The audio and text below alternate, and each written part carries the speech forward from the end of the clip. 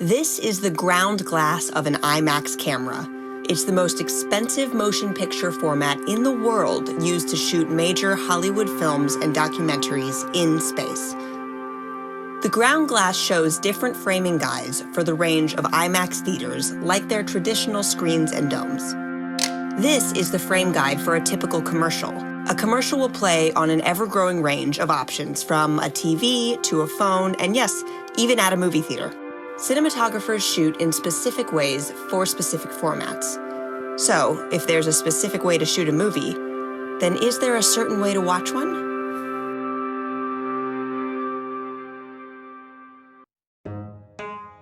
Film historians believe the first film shown to an audience was this film by Auguste and Louis Lumière. It premiered in Paris on March 22, 1895, as the first of 10 movies they made.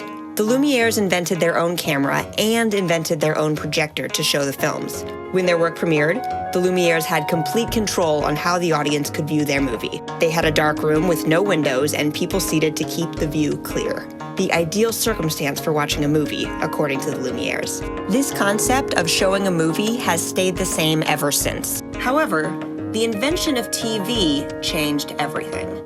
You can tune in this wonderful new Westinghouse television set with just one hand. Audiences no longer needed a dark room to watch content.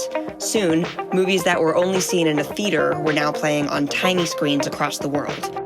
That quickly cut into the revenue of the movie industry. Hollywood, in an effort to make money, began to shoot movies in aspect ratios that made viewing them on tiny TVs too difficult. This became the dawn of anamorphic movies and the letterbox aspect ratio we're familiar with today.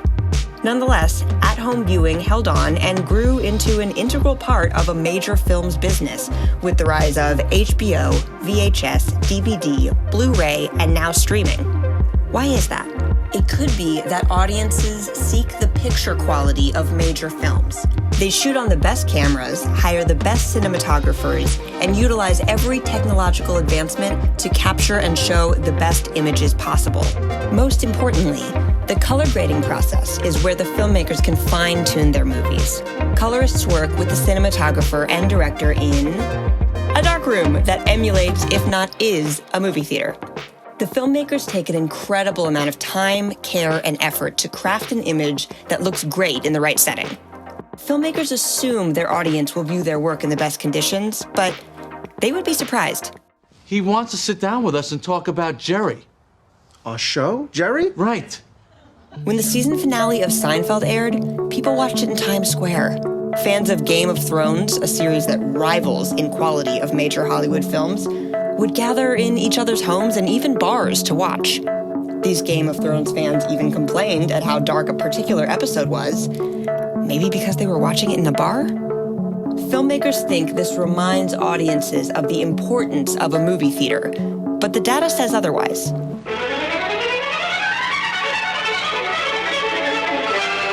In 1961, NBC began their primetime series, Saturday Night at the Movies, and it took the ratings by storm.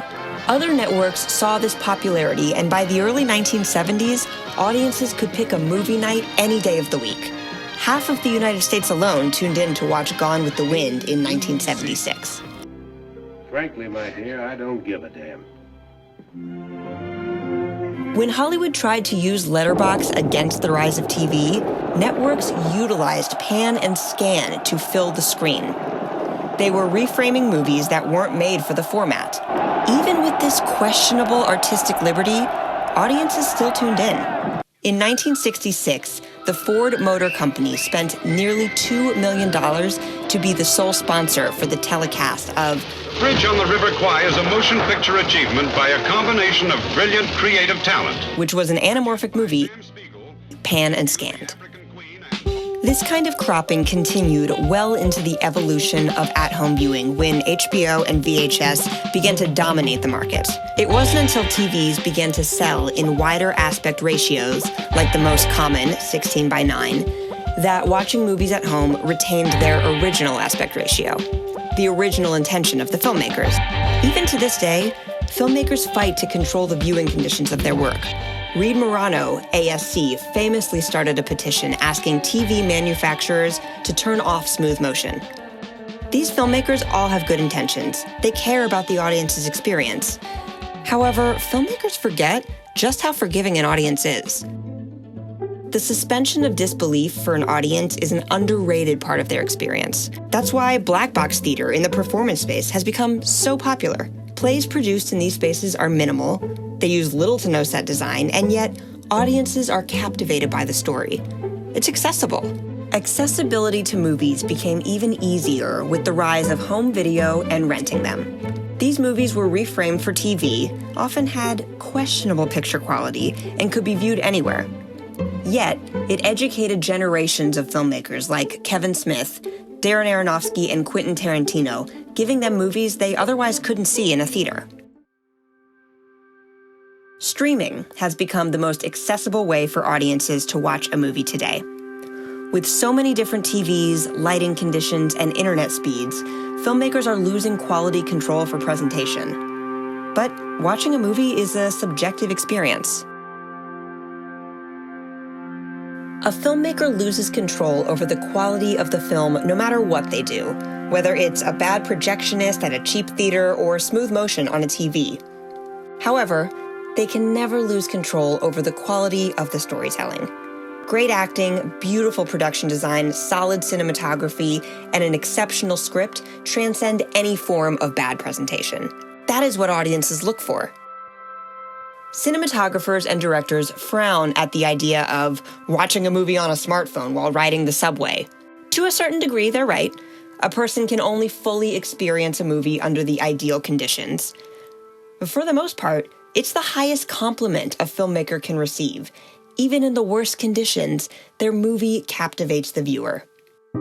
As technology continues to change how we watch movies, filmmakers will continue to lose control of how their work will be presented.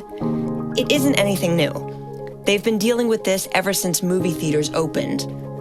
What will never change is an artist's ability to captivate an audience with a good story, regardless if it's being watched in IMAX or on a phone.